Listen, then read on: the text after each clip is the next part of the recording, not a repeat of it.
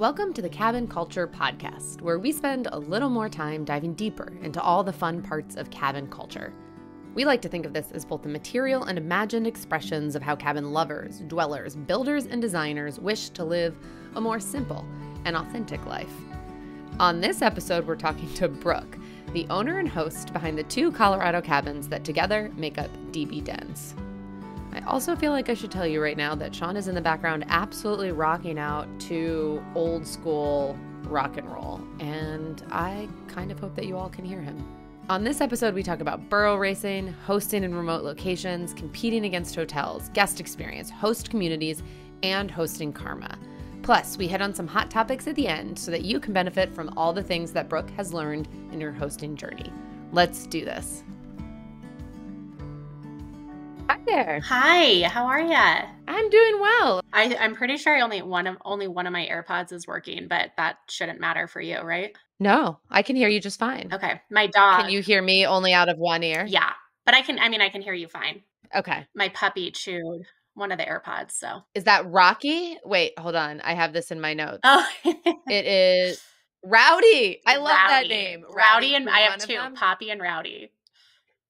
Yes, I love this. We also just rescued a puppy. We were fostering her and then ended up keeping her. So we are unexpectedly, as you were, living the puppy life now, which I would not have signed up for. Yeah. If you had asked me. Yeah, it's no joke. It's no a lot. And you went from 0 dogs to 2. Yep. And 1 being a puppy very quickly. Yeah. So it was actually a year ago. Literally, I think tomorrow, we knew we wanted to get another dog, but we didn't want a puppy. So we were looking at retired breeding dogs. We found Poppy. We fell in love with her, just her color. I don't know. It just felt right. So we flew to California to get her, drove her home, and then a week later took her to get spayed. And they called us during her appointment and they were like, we can't spay her because she's pregnant. Very, very pregnant. Okay, this is interesting to me because she was a retired breeding dog. Mm-hmm. So wouldn't you think that the owners who had her would know if she was pregnant and want her last litter? Totally. And we still can't decide what we think. I genuinely don't think they knew, but I think it's not right that they didn't know. She had only had 1 litter. And she had it not that long ago. Or not that long before we got her. I can't think of how long, maybe 6 months or something. So when we got her, she kind of had some weight on her, but we were like, oh, it's just mama weight, she's still just losing the pounds. Right.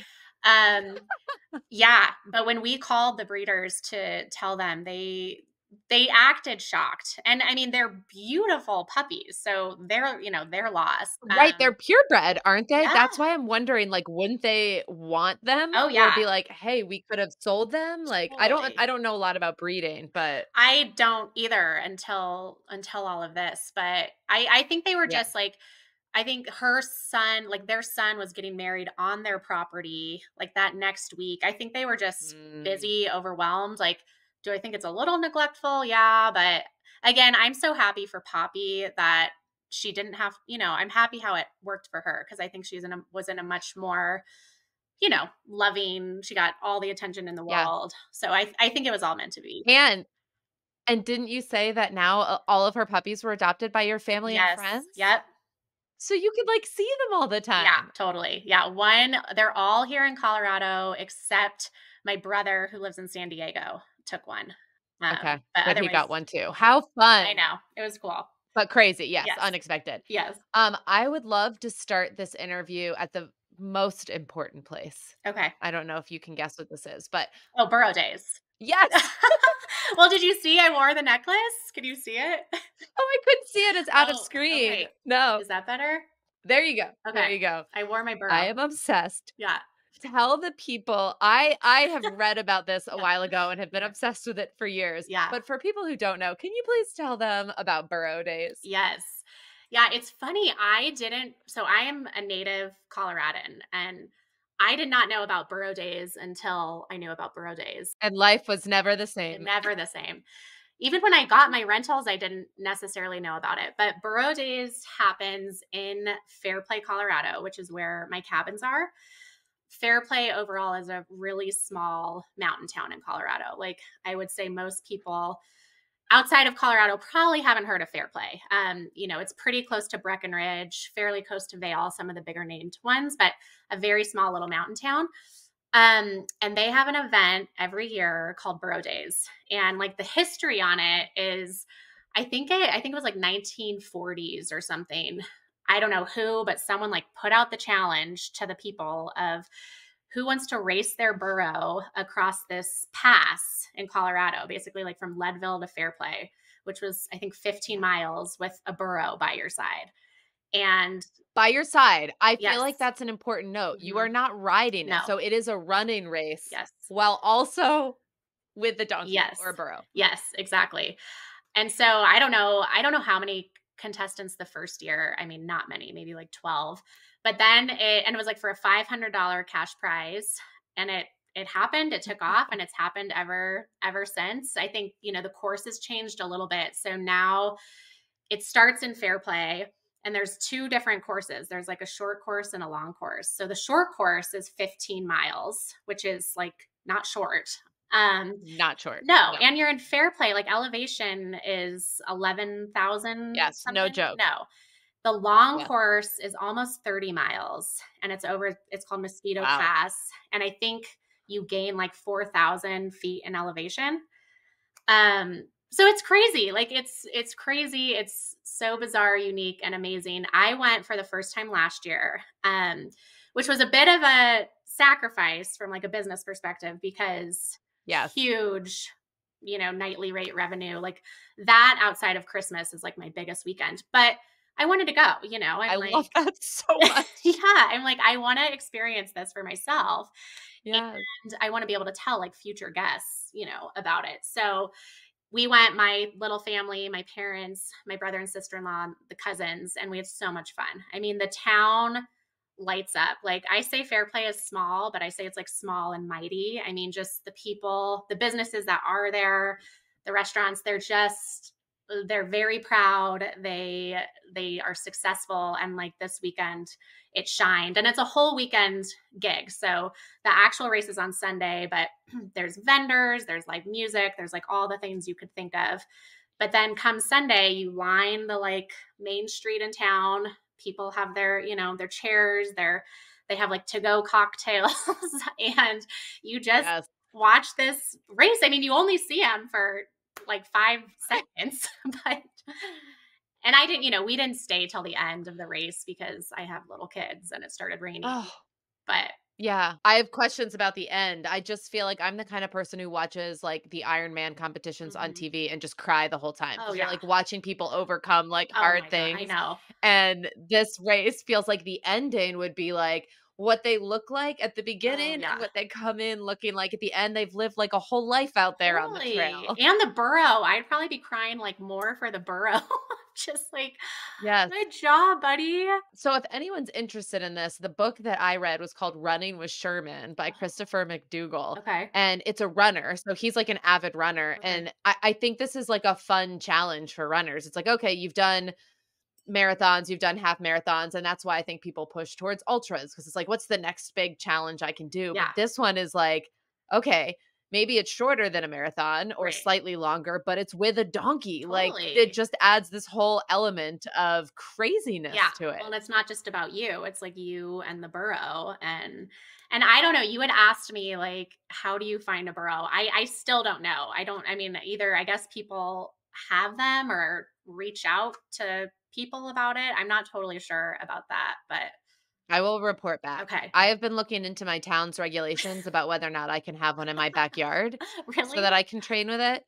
Well, I mean, but I think I came to the conclusion, we travel a lot. So I think I came to the conclusion, or maybe my husband did, that the right answer for us probably isn't to adopt one, but it's more to find one locally that I could go pick up and run from there and train. But then you have to ship them out so you have to get a trailer to drive them out there. So another follow-up question for you would be, do you have like a a burro stand that you could like tie them to if your guests bring a I burro? mean, we will create one. It will Okay. we Because have obviously I'll be staying at your place yeah, when we do clearly. this. Clearly. I mean, Yeah, we're on like 2 acres at each place, so we could figure it out. Yeah. I love I think this. it's Okay, so your that's a good time. transition. Yeah.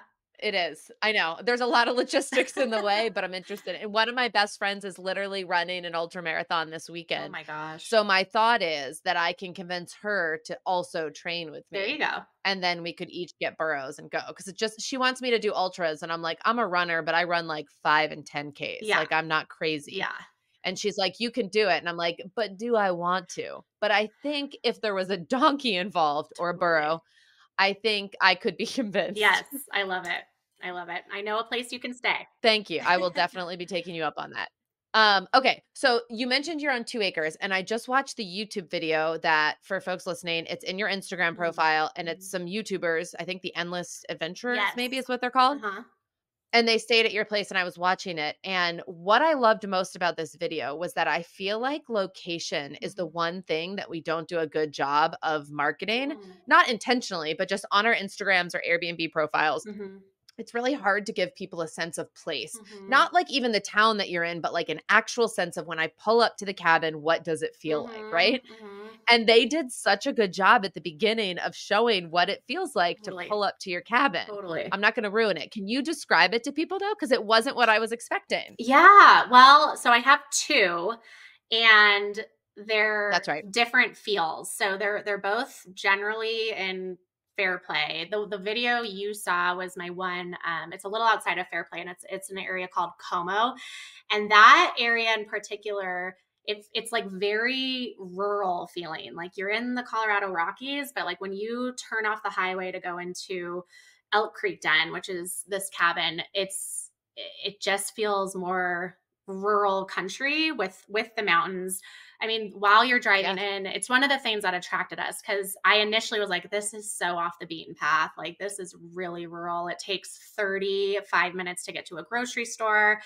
Is it too far fetched? But then driving in, Yeah. exactly that. Like, you're seeing the free range cows, you're seeing antelope, you're seeing, I don't know, it's just majestic. And like, my husband always gets this feel when we turn in there. It's like you just immediately kind of Yeah. feel relaxed and you're out of city life and all of Mhm. that. And so that property, when you pull in, it's very, the cabin sits on 2 acres. It's very open. The difference between the two, Elk Creek Den and the video you saw, it while it's on 2 acres, you can see our neighbors on both Mhm. sides.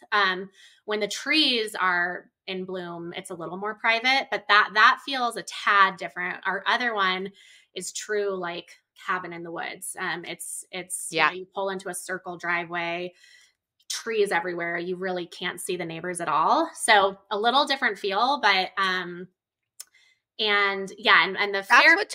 That's what like caught my attention, I think, is Mhm. that coming from the East Coast, most of the cabins that I've seen or stayed at, it's like you expect to drive into trees and it's a cabin in Mhm. the woods. And then when Mhm. I went to stay at Teton View Cabin in Yes. March, Yeah.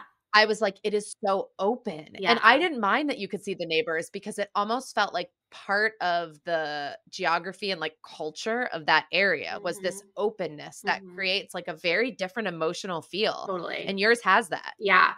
Yeah, and what's cool about that one too is there's a lot of ranches in the neighborhood, or in the area, which comes with like free range cows. And so we get like cows just roaming our property a lot, which I love. A lot of the locals and the people that live there hate it because cows on your field and over the septic system can be like really bad. So Sure. I've been told I need to make a fence, Sure. but you get cows, you get deer, like it is, you're just sitting there inside and you're like, what am I going to see next? And the sunsets there because I it's more love open, that. or the sunsets are like gorgeous there. So I love it too. But that's what was interesting when I watched that they actually did a good job of showing. They had like Mhm. drone footage of showing how long the road was and how Mhm. removed it was. Mhm. So my question for you, because you're not the only one, I'm sure, who's building or has built a cabin in a really remote location. Mm-hmm. What are some of the challenges that you face in renting it? Like you all Mm-hmm. love it. And when Mm-hmm. you pick a piece of land, you know what you're in for. Mm-hmm. And that's great. But I think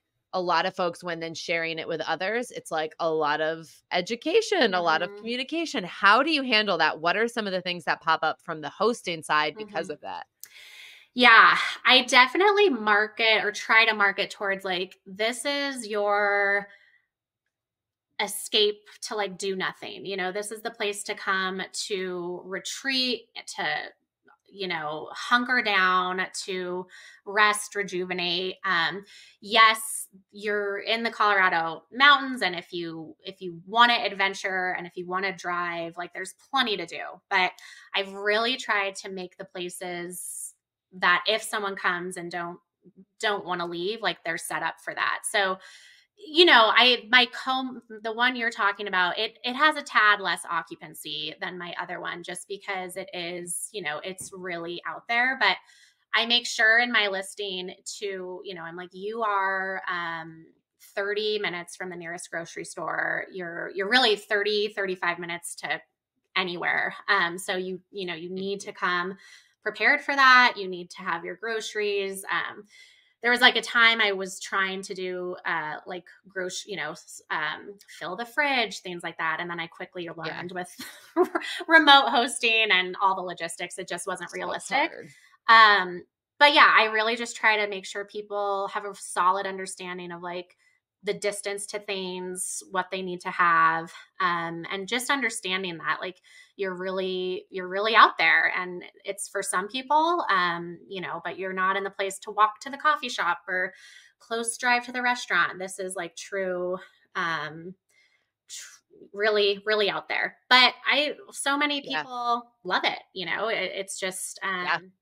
it has to be the right fit. And I feel like that is what a lot of people are looking for when they're looking to stay at cabins is Mm-hmm. the escape. It's Totally. not to go someplace where I'm going to be in a big city, Exactly. obviously. Yeah. The idea is I'm going for the cabin. And you have done a really good job with using marketing tools, and as far as I know, you're totally self-taught. You have just taught yourself, okay, if this isn't right in the middle of a big booming tourist area, Mm-hmm. how do I spread the word about what we've created and what's here? How did you approach that? And like, did you know immediately that was going to be important, or did you figure that out after you launched it? A little of both. I knew, again, it's like I'm from Colorado, so I knew where I was going, and I knew it was more off the beaten path versus, getting a place in one of the more like known spots, Breckenridge, Vale. But I was very intentional about that. I wanted the highway to get to Vale or Aspen. It's called I-70, and it's like such a shit show.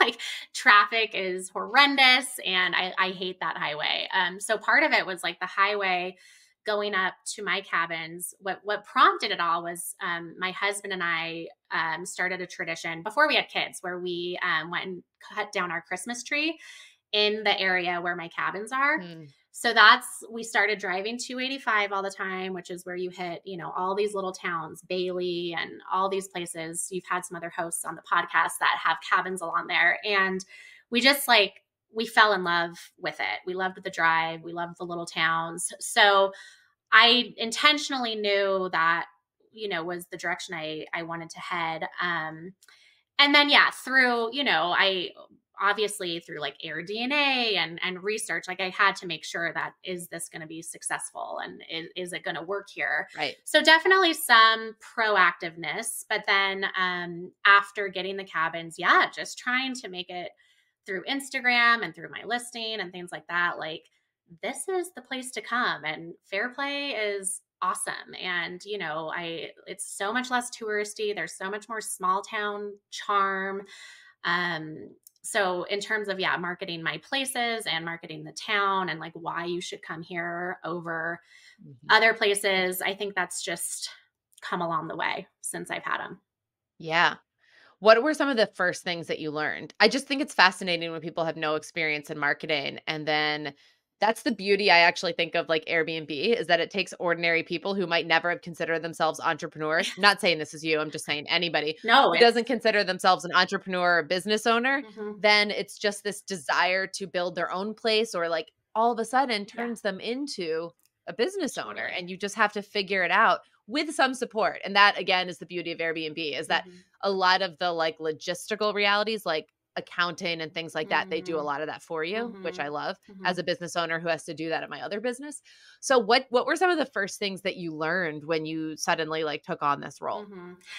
I think like a strength of mine in any area, I'm a researcher. So when I like want to learn something, I go down the rabbit hole. And that's what Yeah. I did because before this, I was in education and an entirely different field. I was a director by the time I left my old job, I was a director, which led to more business aspects, financials and things like that, but still just very different. So getting into this world, Except one note, teaching is the hardest job in the world, and 100%. you taught special ed. Yes, So I feel like there is absolutely nothing that a special ed teacher can't do. And so totally. I feel like that's worth noting for anyone who isn't in the classroom or no special ed teachers. 100%. And Truly superheroes. yes, couldn't agree more. And so much of like what I learned from my old job has really carried over, to be honest. But Um, Yeah. anyway, researcher. So yeah, I was like, I'm going to do this and I'm going to learn everything I can. So I really, from the beginning, I invested a lot, like financially, time. Like I took a course. I pretty soon after joined like a hosting mentorship group. So I knew I like couldn't do it on my own, and I knew I had to learn from others, and I just Yeah. dug deep into that pretty quickly. And I've just continued, through either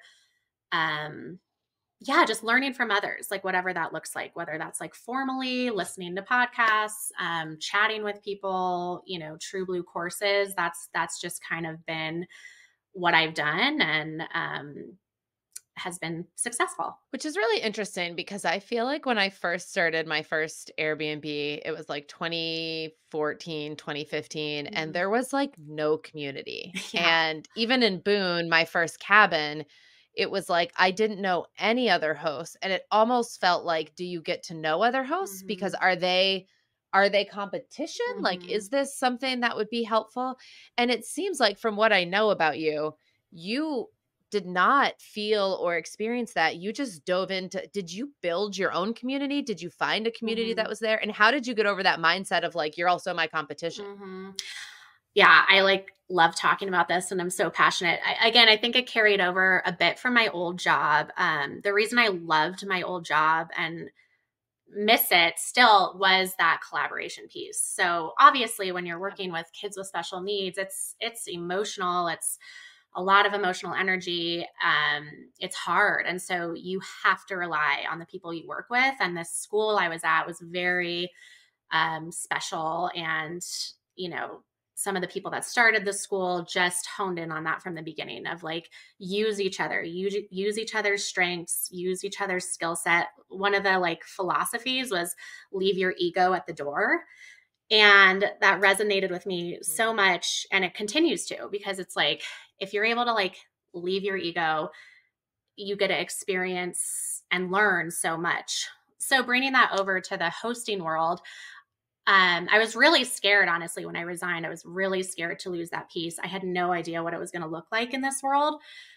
Um, and then, I would say at the beginning, like my first 6 months or so, I did feel that loss a little bit. I felt a little bit on an island. But then so two things just kind of naturally happened. I joined that mentorship group, and through that, immediately through the Facebook group and through like the Zoom calls and things like that, gained new hosting friends. I actually ended up going to a conference with people from this group, and two of them I met at the airport for the very first time. And we sat on the plane together and then hung out like the whole weekend. And, they became good friends of mine. So that was I love awesome. this. And then through Instagram, it kind of organically started and then has just become something bigger. So obviously you get to know like hosts in your area. I mean, anyone does. You're scoping, you're looking like, who is my competition? But I just found, these hosts were super friendly. There's one in particular I want to shout her out. Her name is Jamie from Chestnut Hill. She has a couple places in Breckenridge, just started a new one in Florida, and she is a leader and an inspiration in terms of cultivating community and really just being the biggest cheerleader. And I feel like she did that for this hosting community, particularly in these mountain towns I'm at. So she started an Instagram group, an Instagram chat with, there's probably like 18 to 20 of us in it. And it's all hosts in my area, like Park County, Fairplay, and then hosts in Summit County, which is like Breckenridge and Keystone and closer to Vail. And we have this chat and we talk like daily, and it's anything from, I need a plumber ASAP and my guy isn't responding. Like, do you guys have someone to send? And 5 numbers are sent immediately. Yep. Or, how would you guys respond to this message from this Airbnb guest? Anything, and our most recent thing was, or like people will literally be like, I just posted a reel. It's doing terribly. Will you guys please comment on it and share it and send it to people, like, to help the algorithm? And we're like, sure. We actually just, I think it was like last week or 2 weeks ago, we created a collaborative reel, and it was most of us in this group. And it was that trend. I'm sure you've seen it. It's like, I'm from Colorado. Of course I blah, blah, blah. Like, I don't know if you've seen those, but we created one and it was like, we're Colorado vacation rental hosts. Of course we, fill in the blank. And each of us filmed a different segment of it and just had a ton of fun creating it, laughed. I'm not sure how well it did, but it was great. And if it was fun, then it did great. Exactly. But I think it's like, yeah, when you can not view them as competition and view them as a strength, I feel like everyone in that group has different strengths and different assets, and if you're willing to open yourself to learning, like some people are doing better on Instagram, some people are way more business savvy, and some people have their systems better. And I feel like the more and more we chat, the more people are sharing. And again, if like you can leave your ego at the door, it could potentially help you become a better host because you're learning things that aren't your strength, and like that's okay, So Can I ask a question about this? Sure. Because I feel like I am so on board with this. And when I have been in Airbnb groups or Instagram groups, I will say this, there's definitely a different energy. The energy in Instagram groups is more like, let's be friends, let's help each other, very collaborative. The energy in Facebook groups tends to be complaining, bitching about guests, venting about Airbnb, like lots of negative energy. So already I see a difference between the two.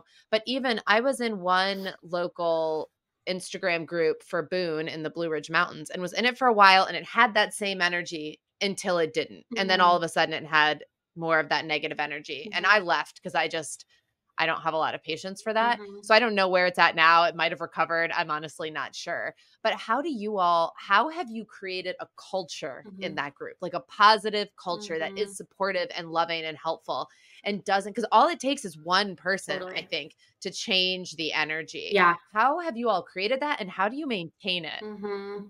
I think, again, Jamie, who kind of started it, and a couple who are sort of like the originators, I feel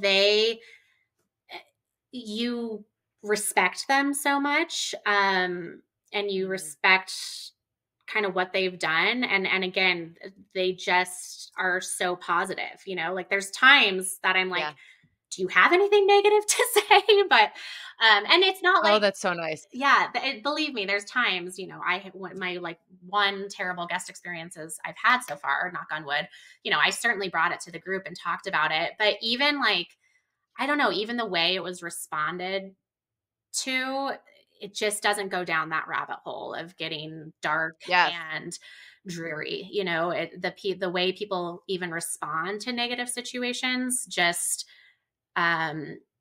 it's just at that line where it's like, sure, we can vent, but this is positive, and we're just not going to go that direction. And again, I think it's a little bit from the people that kind of started it. And, and Jamie talks about a lot, like the reason she's been very successful on Instagram and kind of grown, she has like over, I don't know, she's at like 12,000 followers or something. And she's done it really organically. And like a big thing she talks about is just like what you put into others and like what you put into other people's account and the energy you give, it's going to come back to you. Like, and that's what she's experienced Yeah. firsthand. So it sounds like it starts from the top. And so Yeah. who creates a group and who Mm-hmm. like manages a group is a Mm-hmm. really big. And honestly, the one that I left, it was because of actions from the person who had created the group. Yeah. So it does feel like maybe that was the problem, which is a bummer, right? Because there's like a whole group of people who then are excited to find this and then it Mm-hmm. falls apart and it's like, well, can you create another one or what does that happen? But I'm guessing I'm not the only one who's experienced something like that, Oh, yeah. who craves the community, but then the community actually does the opposite if Mm-hmm. it just doesn't end up feeling good. And to your point, like negative things happen. I don't think it's an avoidance of talking about bad guests or hard experiences. It's more what you were saying, the Mm-hmm. tone of which it's responded to. Totally. I always say, strategize, don't rationalize. And I feel like that's the turning point. Something Mm-hmm. bad happens. And are you just immediately defending yourself and like justifying why or how it happened? Mm-hmm. Or are you thinking like, what can I learn from this and what happens next? Yeah. Um, 100%. can change the energy of a group like that. Yeah. Yeah. And and like, I even experienced that again at my old job. But, when I was a director, most of the teachers, we're talking like fresh out of college, young 20 somethings, really can be influenced, whatever I'm trying to say. And same thing, like at the top, it was so crucial for me to like give the good energy and give the like, Yes.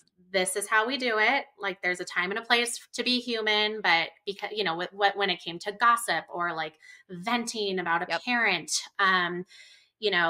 we always said something. And it's kind of like the same as guests. Like we always said at our school, like talk about parents as if they were in the room.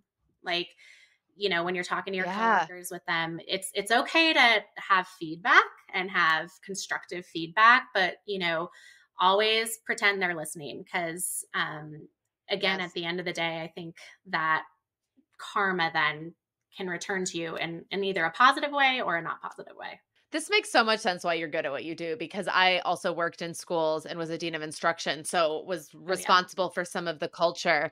And Mm-hmm. it is so similar, and I hadn't Yes. really thought about it until just this moment, how much, yes, in the schools I worked, it was the same way.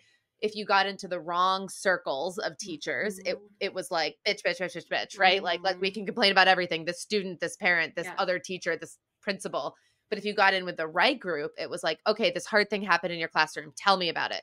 Okay, maybe this can help. Let's Yeah. try this. Let's do this. Right. And it was all like productive, like next steps. I really like what you said about talk about guests as if they're in the room. Cause I also feel like there's karma to that. If you Mm-hmm. assume the best of them Mm-hmm. and love on your guests, I feel like you end up with better guests. It just like 100%. is a circle. Yeah. And like I sometimes like feel bad, and again, knock on wood, I'm sure it's going to happen, and it's happened. I've had a couple tough guests, but like by and large, I have had such amazing guests, and I just have had not Yeah. that many issues. And I think it just starts from the beginning, and I think it's just energy, kind of like we're talking about. It's like what's the energy Yeah. I'm getting from your communication? Like what's the energy I'm getting from Yeah. your rules? What's the energy I'm getting when I get in your house? And Yeah. and I really think there's something to that, of like when you create this energy and feeling, people return it in favor, and they want to respect your house Yeah. and they want to respect you. And I've just been really lucky with that so far. But I truly Yeah. feel a lot of that has come from my old job. Also, like I was responsible for like children at my old job. Like the stakes were high, the pressure was high. Yes. So when I've had like some tougher guests or tougher communication in this world, it just doesn't affect me as much because I was a director during COVID. It's like, you can't phase me too much after that experience, No. So anyway, I've been lucky for sure. I was staying at a couple Airbnbs when we traveled to New Zealand recently. And in the first one, I mean, now looking back at the whole experience, I was like the worst guest. Like I checked in and I was like, "Oh, where's the guest book? We're looking for a place to eat and we don't know where to eat." And they didn't have one, it turns out. But I was like Mm. sending, I was like, "Well, do you have any recommendations of places we can eat?" I was just being like very needy. Yeah. And then on the second day, I broke a wine glass and I told them, but it was still just more messages, right? Which was probably annoying for them. And then on the third day, we left and I left my favorite ring there, which was like not cheap and it came from Frankfurt. So it was like a Oh, big yeah. deal that I left it there. Yeah. So of course I'm messaging them about that. And I'm like, we're going to be back in Auckland. How can I get it? And Sean was like, you need to leave these people alone. You are like the neediest guest. But what it gave me was I feel like I'm good at this anyway, but like even more empathy for guests of just like Mhm. the thing I think we often forget is that guests are traveling. I mean, this seems obvious, but guests are traveling when they're staying with us. And Mhm. travel, you're away from home. You don't have Mhm. routine. You don't have comfort. Like all of the things that you're used to are gone. Yeah. So naturally, you're going to be a bit needier, even if Right. you're trying to be good, just Yeah. because life is a little bit harder when you're traveling and you are relying on that host to kind of provide for you a safe space Mhm. amidst otherwise chaotic, travel. Totally. Well, and like I think about when I stay at like a hotel, they're quick like with their communication and I know. I mean some are better than others, but like when you stay at a good hotel, it's like you send a text message or call, like they're immediately answering and they're like at your Yes. service. And it can be hard. I even have times just because of day to day life and my kids where I get a message and I don't always respond immediately. And, because of just distractions of life. But I try to be really good about that because I don't want guests tiptoeing around me or around their experience. I think that's what can give a bad Yes. name to Airbnb and short term rentals is like, I don't think you should feel bad at all for all that communication in New Zealand. Like, first of all, you're in New Zealand from the States. Like, that's travel times billion. And that's like our Yeah. job as hosts to Yeah. make sure you feel like safe and secure. Yes. And that literally is our competition because the last 2 nights we were in Auckland, we stayed at a hotel because I Hmm. was just like, we did Airbnbs and I was like, I'm Yeah. just going to book this hotel. And I think it was the best 2 nights of the whole trip because Mm. the staff there was so attentive and so Hmm. concerned with our enjoyment Yeah. that it was a really good reminder exactly of what you're saying. It's like, this is what we're competing against. And Right. do our guests have too high of an expectation if they want an immediate response? Right. Sometimes I feel overwhelmed by that because I'm so worried about disappointing them. But as a Hmm. traveler, I really needed that kind of attention. Totally. And is that too much to ask? Am I being needy or is that just the nature of travel? And is this the industry we're in? And I Yeah. feel like that trip was a really good reorientation for me as a host of like, Hmm. what I want my guests to feel like when they're there. And even though I thought I was doing a good job, it made me realize the ways in which we could improve that Totally. and just the understanding how guests are feeling when they're traveling. Yeah. Yeah. 100%. You now have 2 properties. And so I want Hmm. to go to the point where like you start and I think this is a lot of people think about this, right? They have one cabin and they love it and they're like, Hmm. "Wait, is it time? Do I do a second?" Hmm. So talk us through that decision making. Like Hmm. where were you with the first one when you were like it's time for a second? Was that always part of the plan? No, no, not at all. I think, again, I'm the type of person that, like, when I dive into something, I dive in really deep and really strong. I was transitioning out of my old job, which was hard. We made that decision because it was just the right thing to do for our family. I wasn't necessarily, you hear people like, I'm dying to get out of my 9 to 5. That Mhm. wasn't necessarily me. I loved my job. But between having 2 kids, my husband took over his family business. It was just impossible. So something had to change, but it wasn't necessarily my goal to go from what I was doing to just stay at home mom. Partially because being a Yeah. stay at home mom, as we all know, is like so hard. And I just knew Mhm. for my mental health and everything, like I needed something of my own. So got the first one, like poured my heart and soul into it. And then I think just fell into kind of the what people do of like, okay, now I want another one. And I have no regrets. Like timing wise, I think it was a lot to do because we got the first in February of 2022 and then got the second one in September 2022. Oh, wow. Yeah. So, and they were Okay, both, you didn't build either of no, them. no. So the Okay. first one we bought, it was a new build bought. The second one was, we bought it before the build was complete, but it Mhm. wasn't like custom. There was a few things at the end that we customized with the builder, but by and large, it was his plan, and we just did a few things at the end. What do they call that when it's like pizza? Is it like par baked? Where it's Yes, like partially baked? yes, And then so yes, it's like a par baked a cabin. par baked cabin. Yeah, exactly. Um, so yeah, I think it was just the first was so fun. It was so successful. We just saw kind of the potential of it, and I was like, let's do it again. But I'm not. It is not my goal to like have an empire. It is not my goal to like have 20 Airbnbs. Because part of what I love is like I love hosting. Yeah. I love that's like why I'm doing this. I'm really viewing this kind of as my job and my thing, and I want to be involved. I'm Yeah. remote. I'm 2 hours away, but I still go up to the cabins like at least once or twice a month. I go take Instagram footage. I go add little things. I continue adding decor that's unnecessary, but I love that. I I love decorating for the holidays. Like I just love being involved. And, the more Yeah. properties you get, the more you have to delegate. And that's just not Right. what I'm looking for. I've thought about like Right. maybe a third, but it's not in the cards right now. I feel like I could do one I more, feel like but I think 3, at least from my own experience, I didn't want to go to 3, but I mhm. got outvoted on the 3rd, and Yeah, my one rule was I'm only gonna do it if someone else hosts, and then I quickly realized that I can't do that, yeah, and it's stretching me to my maximum. I yeah, don't feel like I'm doing everything well, but going to 4 feels impossible. Like, totally. 3 feels possible, but Hmm. 4 just feels Yeah, impossible. yeah. Now, do you find that you have a favorite? Because this is something that I've Hmm. struggled with Hmm. once adding other ones, is like it's impossible not to have favorites. And Sean and I have different Oh, favorites. Do you really? find that you have a favorite? Yes, yes. Mainly because of my kids and my dogs. One of them, in my opinion, just fits everyone better. So the one you saw in video, Elk Creek Den, it's 2 stories. And so there's like an upstairs loft that has a bedroom, but it also has this like extra just loft space.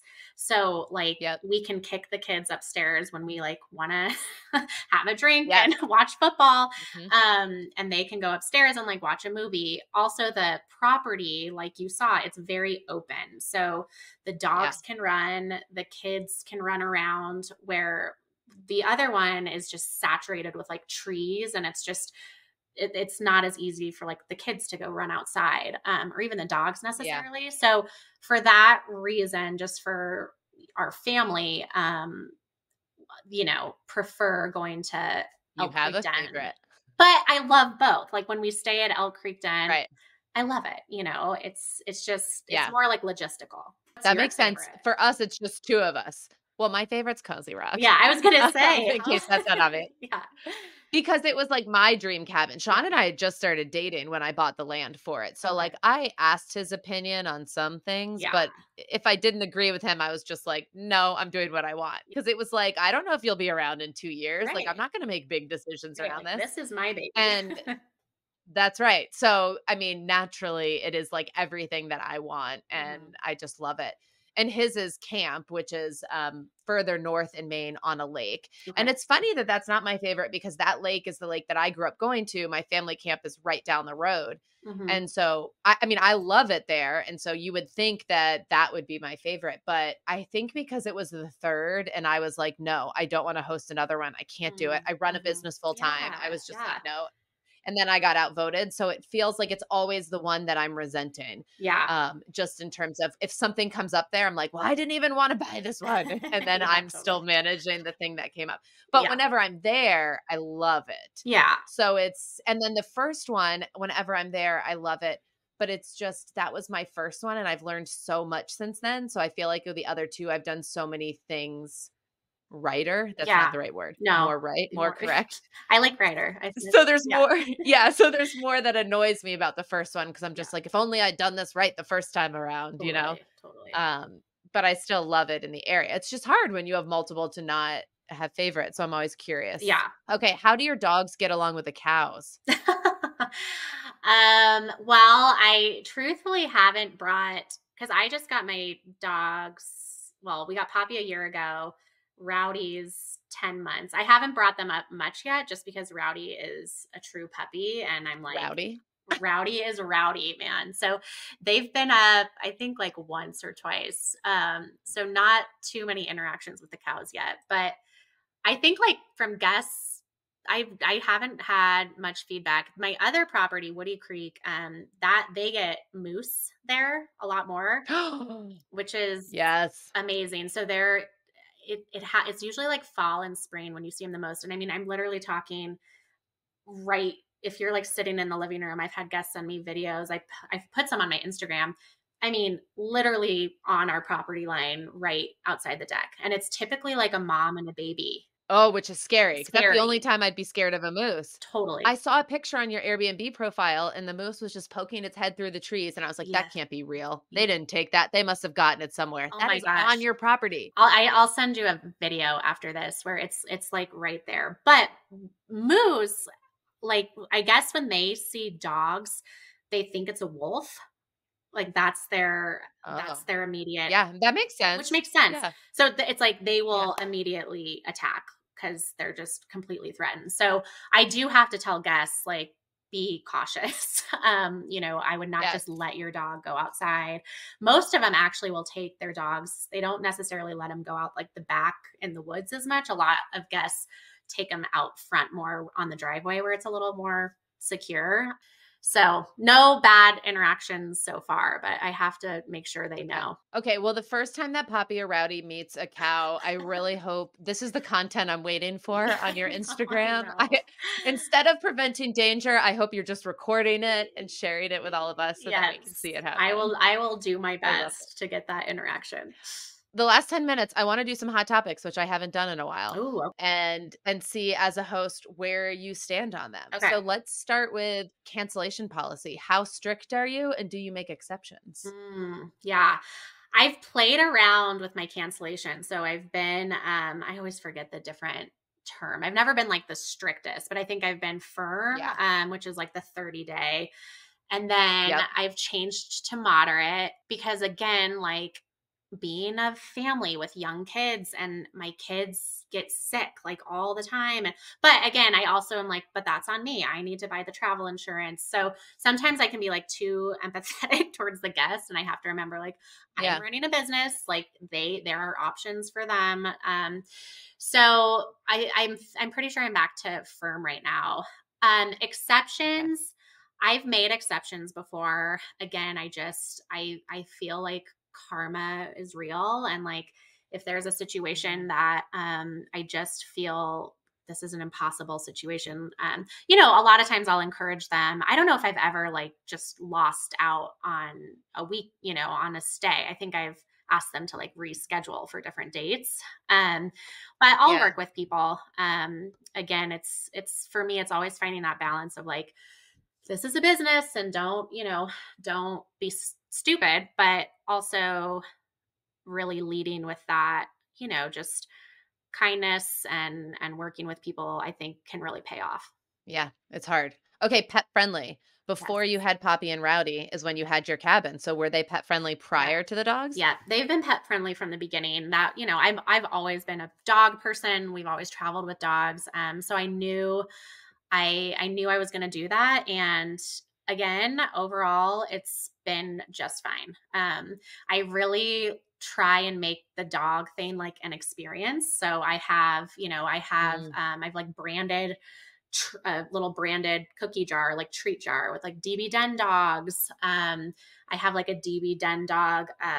It's like a little storage bin like on the wall with like my logo and stuff where they can put the leashes. I have like poop sacks in there and some balls. Again, I just try to make it an experience. And I feel again where that like what we were talking about earlier, if you kind of like I feel like guests feel that and are excited about that and are like thankful for that, and in turn give back that energy and like take care of your Yes, house.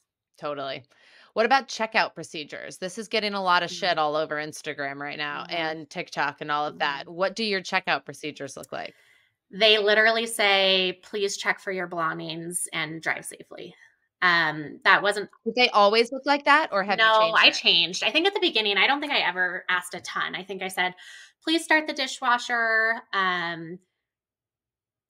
I forget. It may be like two other things, but I even just took that away again, just with all the, stuff on Instagram. And here's what I found. They do the things I would ask anyway. Like I'd say Yeah, 80% of the time, 85. Like definitely there's some guests that take total advantage and leave dishes in the sink and don't start the dishwasher. But most of my guests do the few things that I'd want them to anyway. And right. I've gotten at least like 2 or 3 reviews that specifically mention the checkout procedures. They say like it was so nice not to be met with a chores list on our last night of the stay. What about direct booking?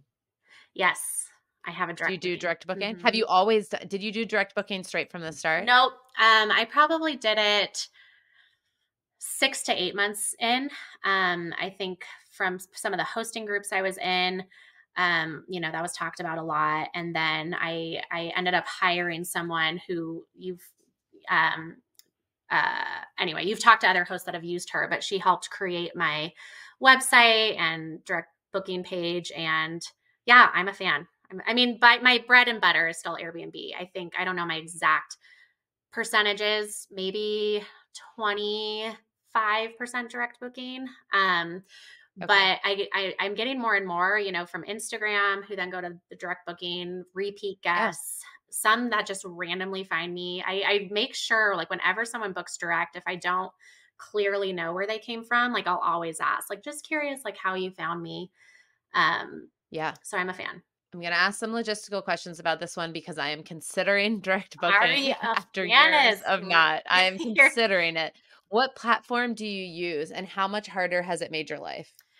So I use OwnerRes, which is a total pain in the ass at the beginning. I actually had to also hire someone else to help the setup because it's so not user friendly and it's very complex. OwnerRes does a great job. If you want to Ugh. take it on, they have so many tutorials, but to me, it was worth the money. Now that it's set up, I love it. I love it. I mean, it's very user friendly once you get the hang of it. It's so clear, like, your front page, I see both my properties, I see bookings, it, automates all And the it syncs messages. with Airbnb? Yep. I mean, sync And VRBO. does it automate messages through Airbnb? Yep. So you can just set up automated messages there and it goes to all of Yep. them. Yep. And can you do pricing from there too? You can It control pricing syncs. across all I platforms? use Price Labs, Okay. but you can sync it with OwnerRes. There's like a renter agreement that goes out to all my guests from OwnerRes. Mm. I used to do a security deposit. I got rid of that because I got too much flack. But even guests through Airbnb, they sometimes like question me of like, why am I having to go to this third party to sign a renter agreement? And I sometimes have to explain because Airbnb does allow it. You just have to find the right verbiage that they have on their website. But yeah, OwnerRes set all that up. Oh, the other huge thing with OwnerRes I love is the reports. So there's this like report setting, and you can get reports for so many things, like just with taxes that we just had to do, like taxing reports, occupancy reports, direct booking versus Airbnb, like where are your bookings coming from, lead time, like Yeah. endless report options, which is amazing. Okay. Do they automatically take care of taxes or do you have to do that manually every month? So if you do direct booking, at least in Colorado, you have to do it yourself quarterly, or there's like third Okay. party things you can hire. But yeah, I mean, Airbnb, remits it, although you still have to report from Airbnb in Colorado, you just would put like 0. But if you do direct booking, you do have to report that.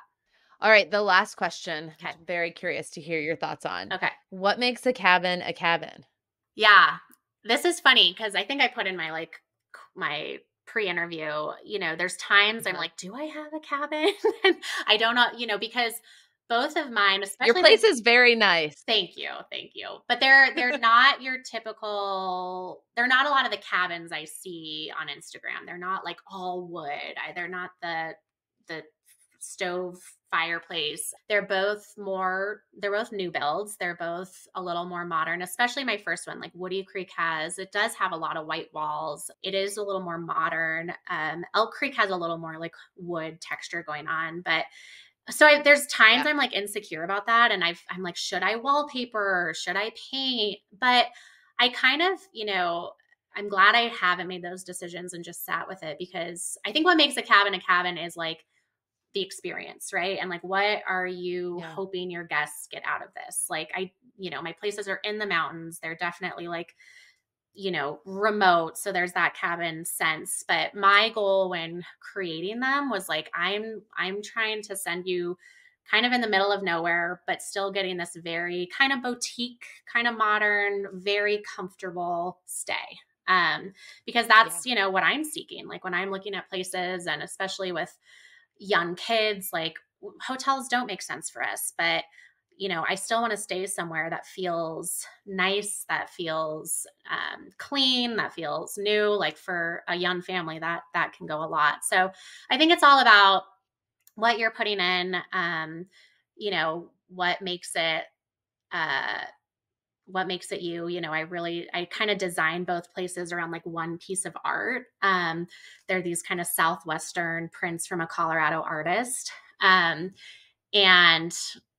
So I think it's just all about bringing yourself into it. And then really what the guests are going to get out of the experience. You mentioned that you feel insecure about it sometimes, about thinking of it as a cabin, and you're not the first person who said that. I'm curious, where do you feel like that insecurity comes from? Is it from like other people on Instagram, like guests? Is it from hosts? No, Is it from viewers? Right. And so that's the thing. I'm like, take the data, Brooke. Like your reviews are amazing. People love your decor. Like people love your places. So it's for sure Instagram. Like it's for sure just as I've gotten to know more hosts and, see these places, you just start to be like, oh, like that is so beautiful. And I love that design and I wish I had more of that. But then I'm like, but I don't have an A-frame and I don't like, that's not my aesthetic. Like that's not what I was like going for. And that's okay. Right. Like we have different styles and that's okay. But there can just be, I think the insecurity is more just like, I don't even know if it's insecurity, but more just like, oh my gosh, I love her place and I love her place. And maybe I want to make another place that's more that style, That's right. That's where the desire for me, that's why I have to stop consuming sometimes. Yes. Because it makes me be like, oh, well, I want to do that. Oh, so maybe I should have another one so I can do this better, instead of being content with what I know I enjoy about the ones that I have. And at the end of the day, like, even on this podcast, it's called the Cabin Culture Podcast. But if I accidentally have someone on and someone doesn't think it's a cabin, who cares? Totally. I mean, right? Like it's just a term. And in my opinion, the term cabins is meant to bring people together, people who have like positive nostalgic memories about cabins, or people who've just discovered cabins, or people who've built one. Like it's not meant to ever. That's why I love asking this question, because the answers are so different. Right. Which to me, the point that it drives home then is like, there's no right or wrong answer. If you feel like it's a cabin, then it's a cabin. Yeah, for sure. But I like hearing from folks as to why. For sure. Brooke, this was great. Thank you so much for taking the time to chat with me. I had a blast. Me too. Thanks so much for joining us. And if you liked what you heard, feel free to leave us a 5-star rating on Spotify or share some of your favorite parts over on Apple Podcast. If you have feedback or suggestions for the future, you can also find me on Instagram at Cozy Rock Cabin. Looking forward to next week.